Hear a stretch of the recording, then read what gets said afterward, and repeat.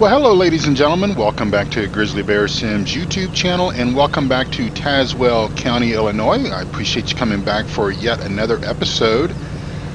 And no, this episode is not going to be dominated by me driving around in the little wonderful Amazon Pruffy Hopper. No. We are going to do what I said we were going to do in the previous episode, and that is going to have to do with pressing hay pellets together using the new Corone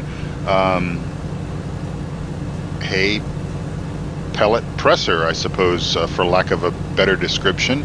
I think I did an episode on Snetterton Farm using that device, using that baler. I suppose it is, for lack of a better, it's kind of a better description. It's more classified as a baler.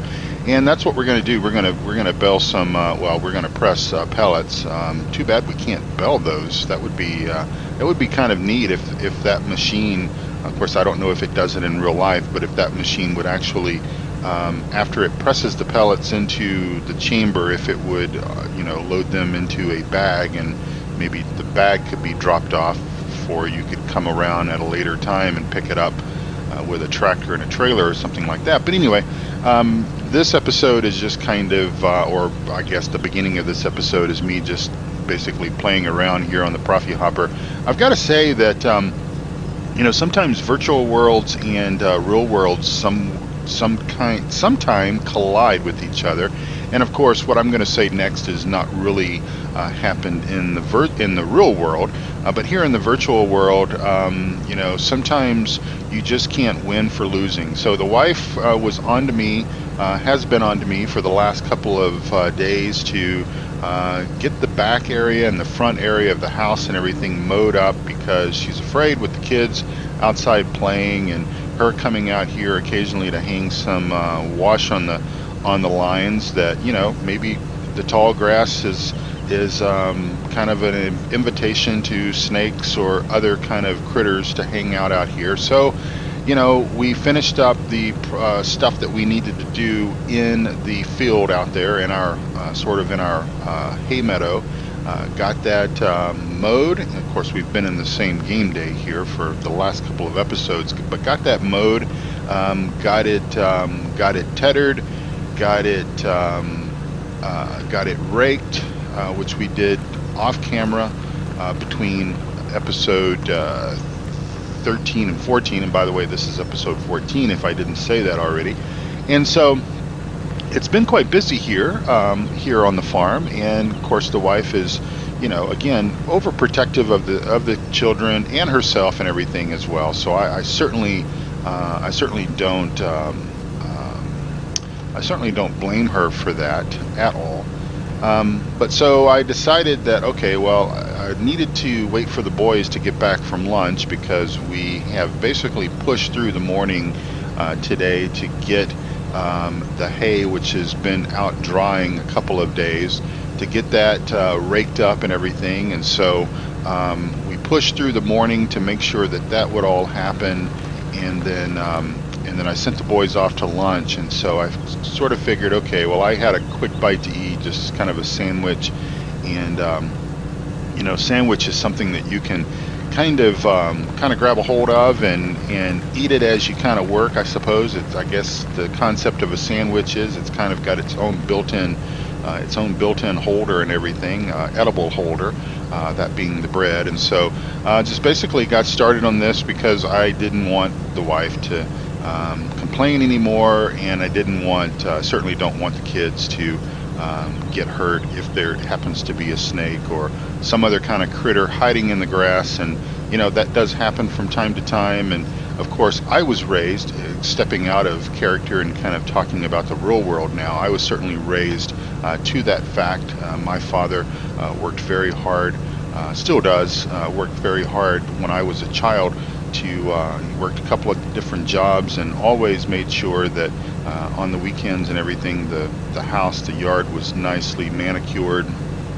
And of course, when I got older, that became a very, very good money-making opportunity for me, allowance making and stuff like that, and earning the value of $1 and whatnot. And so I began mowing our own yard and did that for a number of years before I kind of branched out and started mowing my grandmother's yard, and I had another aunt down the street, mowed her yard. And so at one particular point in time, I guess as I was a little older, maybe I don't know, freshman, sophomore in high school, something like that, or maybe even as young as junior high, 7th, 8th grade, I had and was managing probably 4 or 5 yards and a couple of swimming pools. I would also clean swimming pools, and that was kind of a nice thing to do in combination with mowing a yard, is getting all hot and sweaty. And of course I didn't have anything as fancy as this little Amazon Profi hopper at all. Didn't even have a riding lawnmower for the first year or so. I think we are full here. Yeah, we are. I think for the first year or so, I probably used an old hand-me-down push mower, and then at some point I think I probably graduated to a self-propelled push type mower. But I never commercially did anything with a riding lawnmower, which would have sure come in handy and probably could have whipped out a lot more yards that way. But you know, there goes more costs and everything as well would be involved into something like that. All right, so that's enough playing with the Amazon there. That took up about 5 minutes of our time there. And so yeah, we've managed to pick up about 15,000 liters or so of grass, which is nothing, certainly nothing to sneeze at. We'll just move this over here. So we've got the front of the house done, the back of the house done. We've got the driveway kind of done, and so we'll just leave this here. I don't know if these things really have a parking brake on them, but we'll set it anyway. And we'll just leave that here, and then I'll come up off camera and clean that up, or maybe one of the boys will do that. So we had, like I said, we had one of the boys bring up the equipment that we're going to be using today. We're going to start off in the Amazon because that's kind of what I promised you all that this episode was going to be about. So this is the Primos 5000. You know, it's part of the straw harvest pack. Now the straw harvest pack unfortunately is not available through Steam, and so it is sort of an independent developed add-on for FarmSim 17. I think it's the first. I think it is the first of its kind. It was developed by, I can't remember who, but basically marketed by Aerosoft, and I've talked about Aerosoft a little bit here, and if I can get into baling technology, I'll show you this stuff in the store. There are quite a few different things that you get. You get the bell grabs and everything come with that, but then this is the pellet presser machine. This is an add-on for it so that you can shred bells and press bells if you want to. That's really slow, by the way. And then you get some other balers as well. That's part of that pack. It goes up to that point right there. So that's that. I think I have kind of featured that on the channel. I haven't done anything really in-depth with it, just simply because so many other people produce those kind of videos for everybody to view, and so I chose not to do that. But I have kind of talked about this one before, and we're going to use this down here on the farm. And like I said, we're gonna press some. We're gonna look both ways here before we pull out onto the street. Nothing coming from that way, and we've got a white pickup there, so we should be good to go. Pull out here on the highway. Try to. We knocked the neighbor's mailbox down. Well, I'll have to radio Billy Bob and have him come and take care of that ASAP, because that is a federal offense to be messing around with mailboxes. But I was not paying attention there, as I often don't do when I get so engaged in conversation and everything, and not really paying any attention. So as part of the straw harvest setup, you do have to load up water, and you have to load up the molasses. Now the molasses I think serves two different purposes in this whole endeavor. I think that the first purpose of the molasses is probably, let's see where the molasses go.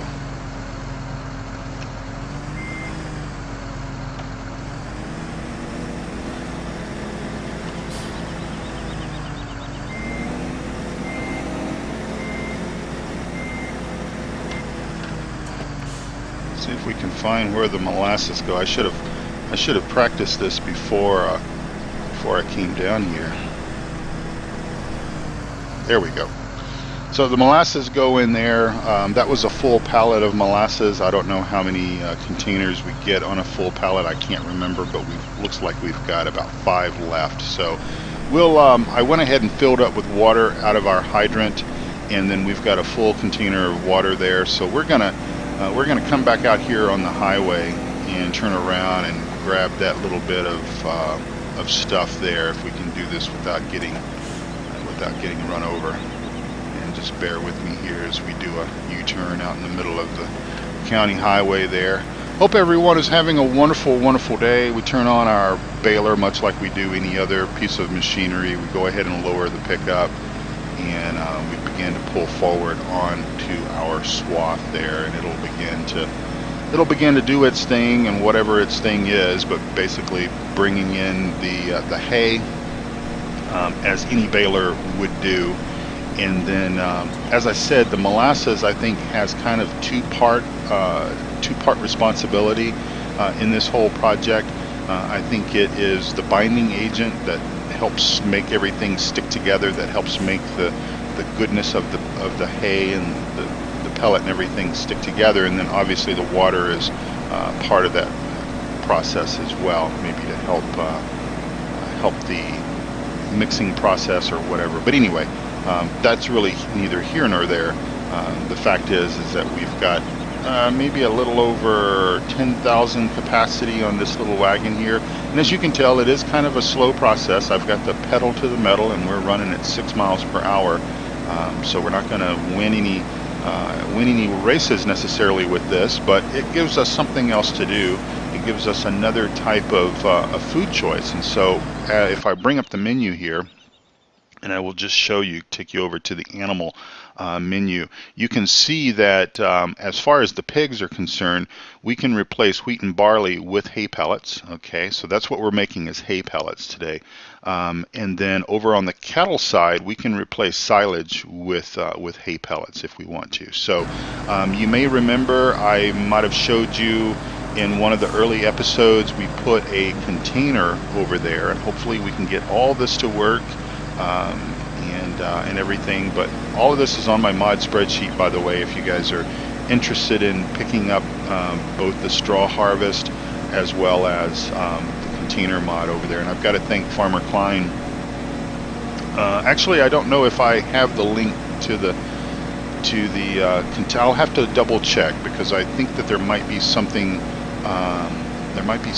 and we are full. So 7,500 liters is what this guy holds. So let's go ahead and lift up our pickup so that we don't twist it off as we make our move here. We'll go ahead and turn the baler off, and then let's see, open our pipe. Well, not really a pipe, it's more of a conveyor belt, and we'll come over here, and perhaps we didn't park the tractor in the best spot, but it is where it is. And then it'll unload into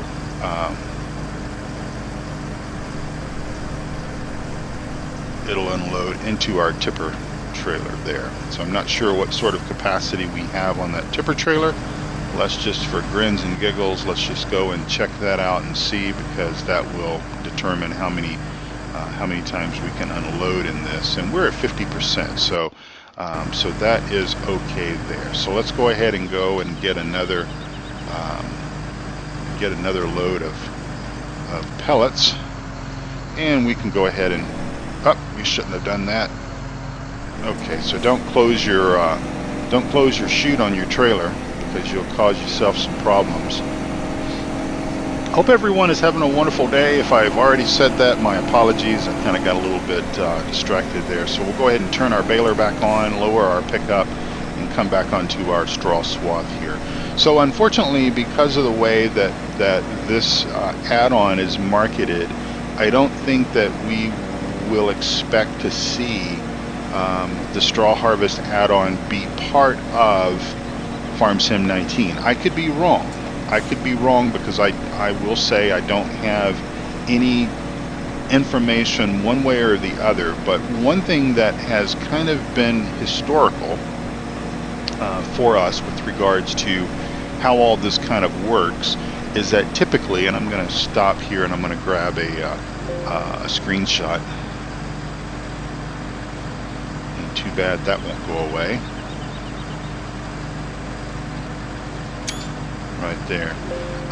But one thing is kind of historical about things like this, especially about DLCs, is that at least this was the way it worked with FarmSim 15, is that the DLCs that we purchased as part of FarmSim 15, that stuff, that content, was part of FarmSim 17 when it came out.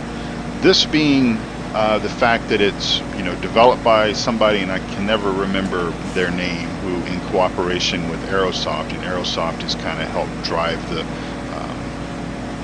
marketing efforts, and obviously you purchase it through the Aerosoft store and everything. I don't know if we can expect to see this guy as part of 19 by default. It's possible that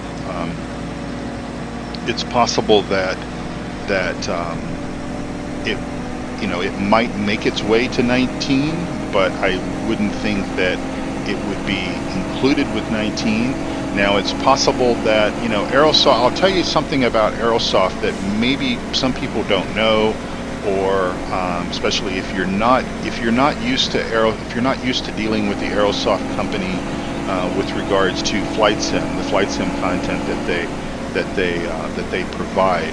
Aerosoft kind of has a philosophy on things that they, and I'll say this the best way that I know how to say it, but basically Aerosoft does not believe in charging twice for the same code, okay, for the same amount of software development. So in other words, now we do know that there are some significant differences between 17 and 19. We know that there will be some things that will be a little bit different between the two titles. But basically, swing away from here so we don't take that mirror off when we close this down. Basically, Aerosoft's philosophy is not to charge twice for the same for the same code. So if there were no differences between FarmSim 17 and FarmSim 19, Aerosoft's philosophy is if you purchase this add-on for FarmSim 17, and if it would work for FarmSim 19, then you can use it with FarmSim 19 without any problems. If there are some small changes that need to be addressed for FarmSim, for this to work with FarmSim 19, and let's just hypothetically say that Aerosoft believes that the changes that were required for them to make on their part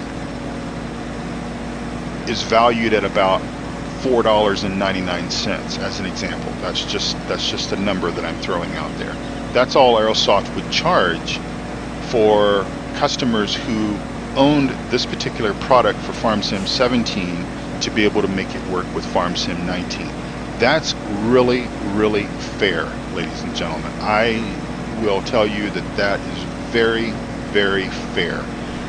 If you are familiar with, if you also enjoy flight simulation, if you are a fan of, let's say, the PMDG type study level type aircraft, I will tell you that that was not the case for versions from FSX to P3D or prepared. With PMDG, they charged extra, and the reason why they say they charged extra was because FSX was a non-commercial entertainment purposes only platform, okay, and our application, and FSX was entertainment purposes only, and P3D was more on the commercial training level side of things. So again, I have no reason, or I have no knowledge one way or the other if essentially if this will be available for 19, and what sort of cost, if any, would be associated with that.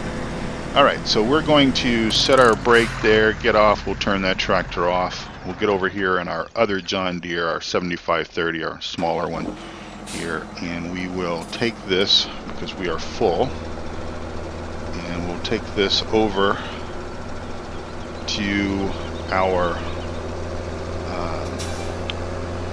pellet food storage tank and see if we can get this to work.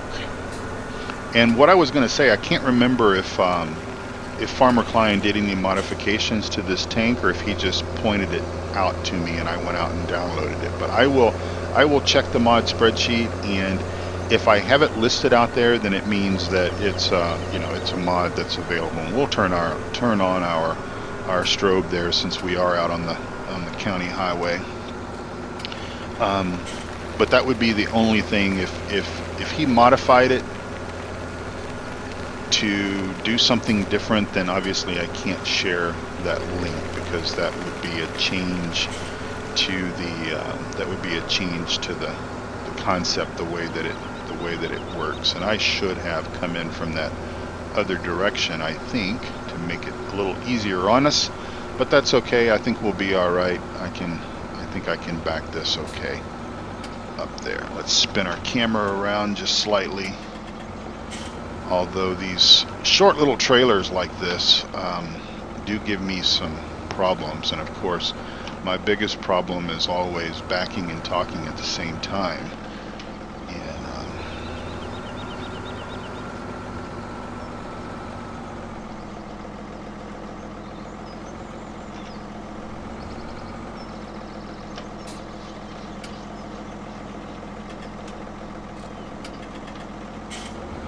And of course I don't know where the trigger is, so let me, I didn't practice this beforehand, because I sort of thought, well, not much reason to practice it, because I kind of felt that it was probably pretty straightforward as far as what the process was going to be. So let's just come up to it like this and see if we can hit the trigger.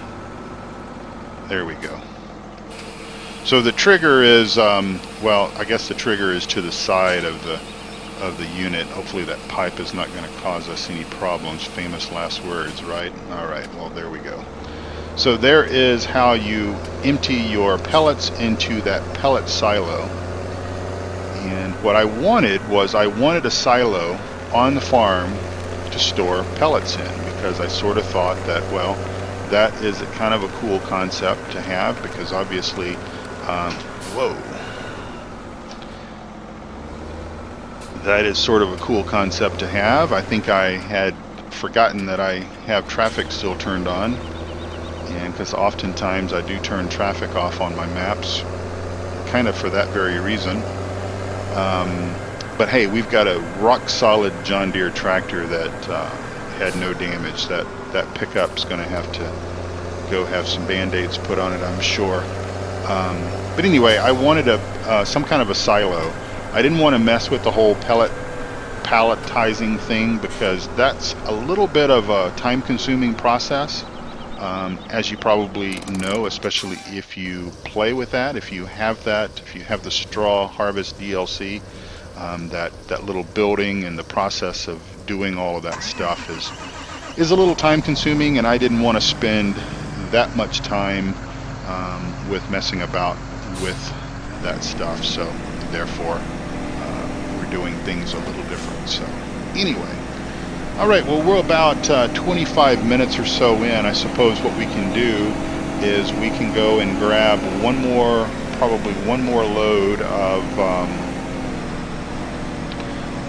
of pellets here. Another 7,500 liters of pellets. We'll top up that tipper once again, and then we can go and dump that, and then basically wrap this episode up. And I am going to probably off camera bell probably another 2 or 3 trailers of pellets, and then most likely we'll bale the rest of this hay into traditional 4,000 liter hay bales that I will stack in the barn, and that's what we will use to feed our cows and everything over the remaining months of summer, fall, and winter. So there you go. One other thing I wanted to kind of touch on, and this is obviously off, sort of off character, out of character, whatever, is I often know, or I realize that I often talk about a lot of different, especially farm simulation, agricultural simulation genre type games on this channel, and I'm often critical. I've been critical of Cattle and Crops. I've been critical of Farmer's Dynasty. I'm critical of Pure Farming 2018, and I will admit that I have yet to fire the game up, simply because I know that they are, hopefully, fingers crossed, working on a patch or whatever that will accommodate the Logitech G27 wheels and everything a little bit better. And part of the process, the reason why I have not really embraced or used Pure Farming 18 is because in order to get your controller to work, and the only controller that I have that will work with Pure Farming is my Xbox USB controller for PC. And you have to, from what I've heard, from what Duckzorly, Eustace Farmer, a few other folks have talked about and commented about, is you pretty much have to disconnect all of your other controllers to basically be able to get your Xbox controller configured and everything correctly within the game. Now, anytime that I do that, anytime that I disconnect my controllers, and I'm not just talking about my Logitech G27, I'm also talking about all my flight sim gear. I've got probably 8 or 9. I think I've got a total of about 12 or 13 USB devices that's connected to my PC. That includes the Logitech G27. It includes my Razer keyboard, kind of shortcut keys device that I have, for lack of a better description. That's as good as I can explain it. Obviously my flight sim yoke, my rudder pedals for flight sim. I've got some other controllers that control the aspects of the navigation and communication radios of an aircraft. I've got autopilot landing gear, transponder, flaps, all sorts of different kind of devices. And when if I unplug those from my PC and boot my PC up and boot it up to Windows, I run the risk, because it's happened more times than not, that basically Windows will forget all of the custom configuration stuff that I have set up with these devices. And it is a pain. It is a pain in the grizzly bear's backside to have to go through and reconfigure all this stuff. And I'm not just simply talking about the flight sim stuff. I'm also talking about, when I disconnect my G27, games like ATS and ETS2 and Farm Sim 17, as far as that goes, also could run the risk of basically losing their configurations. And I've got pretty much every button on my G27 configured to do something in, especially in ATS and ETS2, not quite as many button configurations in Farm Sim, but still it is somewhat the case. And I know I'm critical of these games, and I suppose that I must admit and probably share the fine print with you all and just say that, you know, I came into the whole agricultural based simulation genre with Farm Sim 15. Before that, pretty much the only thing I ever played in any sort of capacity, any sort of amount of time whatsoever, was Flight Sim. And I used to be a Flight Sim junkie. I mean, pretty much I would fly anywhere from 10, maybe 15 hours a week in Flight Sim. Loved it, and that's all I ever did. And so I've told you my story about more or less how I came to be sort of a introduced to farm sims. One of the flight sim YouTubers that I had been following and watching his content, well, he started playing this game, and I had heard about it. I had heard about Farm Sim 15, but I kind of compared it, or thought it was kind of like Farmville on Facebook that my mom plays and is constantly bugging me to try to play, and I just wasn't interested in that. But when I saw the video, when I saw him playing it and driving the tractors and the combines and all this kind of stuff around, I was pretty much hooked, and I purchased it. I think I got it on sale, and it worked. It worked. Yeah, I had some struggles in getting the getting my controller. Well, actually, I played Farm Sim 15 for a long time with an Xbox controller. That was the first. I actually went to Micro Center. I bought the game. I played with keyboard and mouse for just a little bit, and I realized that, whoa, I'm just not going to be able to do that at all. It's emptying on this side now.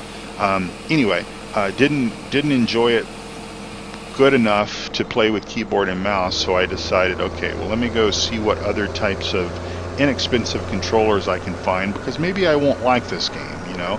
So I settled on a Xbox USB Xbox controller, and I probably played with that. I probably played Farm Sim 15 with that Xbox controller for, many hours, many hours, and rather enjoyed it. Hopefully nothing's coming because I didn't look, and rather enjoyed it. And so anyway, then I wanted to obviously take it to the next level. So taking it to the next level for me was to invest in a Logitech wheel and pedals, and that's when I got the G27. Purchased the G27 from Amazon, and I probably only had it for like a month or two before the next level, I guess maybe it was the G29 came out, and then the G27 prices went through the roof. I mean, literally went through the roof, where you just cannot find a G27 used or otherwise there we go again, closing it up before it was ready. But you just cannot find a G27 reasonably priced anymore. So anyway, I told you I was going to let you all go, and I'm going to stick to that promise, because we're at about 32 minutes here, and I'm sure that you don't necessarily want to see me continue to press pellets and drive around back and forth between the farm and the field here. So I will just say thank you all so very much for watching. I'm just kind of keeping an eye on our water level over there, and our syrup or our molasses level. So I'll need to fill up here probably after this load is pressed. But hope you all enjoyed this, and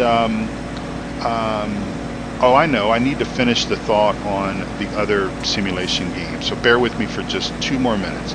I came to this whole concept with Farm Sim 15, which was a fairly established game. I didn't get it day one, so by the time I downloaded it through Steam in like January or February, it had been out for 3 months or so.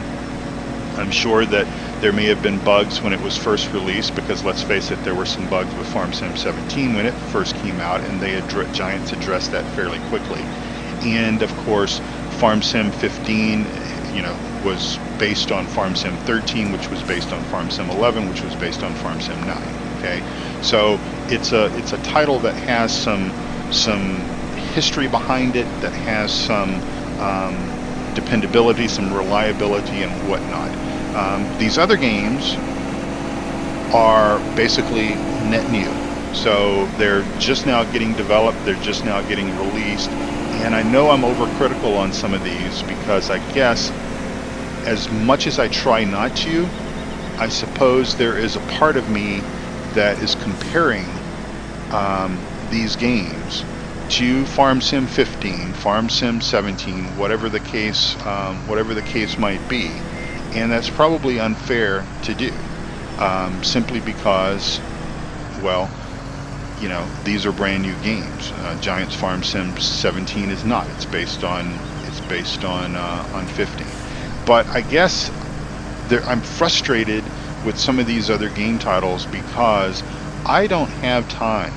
I don't really have time to do a lot of, especially nowadays, I don't have a lot of time to do a lot of tinkering, to do a lot of experimentation and stuff like that. And I realize that that's kind of what some of this all means and what we've got to do to make these kind of things happen.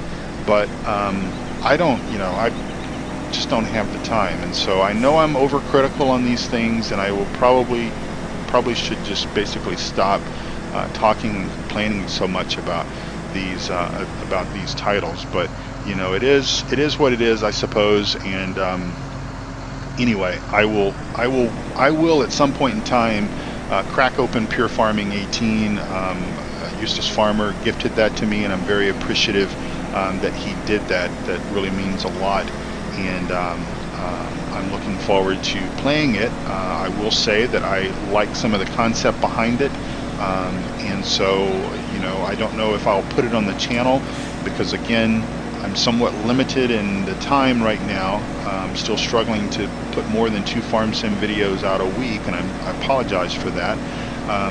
Part of that just boils down to, I've got so many other things going on, and also I don't want to burn myself out on one particular title. And that's one of the reasons why I have brought back ATS, is because I'm really enjoying that game now, and I sort of figure if I put an episode a week out, then at least that will sort of buffer and protect me from burning myself out on farm sim and it getting to a point to where I'm saying to myself, oh God, I've got to go play farm sim to record an episode. I don't want that to happen.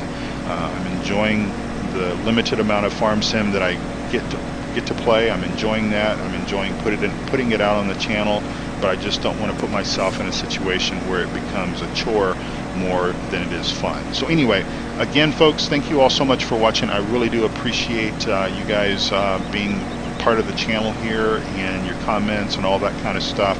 And I'm going to continue to press this stuff into pellets here off camera, and I'll see you. We'll be on a brand new game day when we come back together for episode number 15, and we'll be doing something different, obviously, and everything. So I appreciate you guys watching, and I will see you all very, very soon. Bye-bye for now.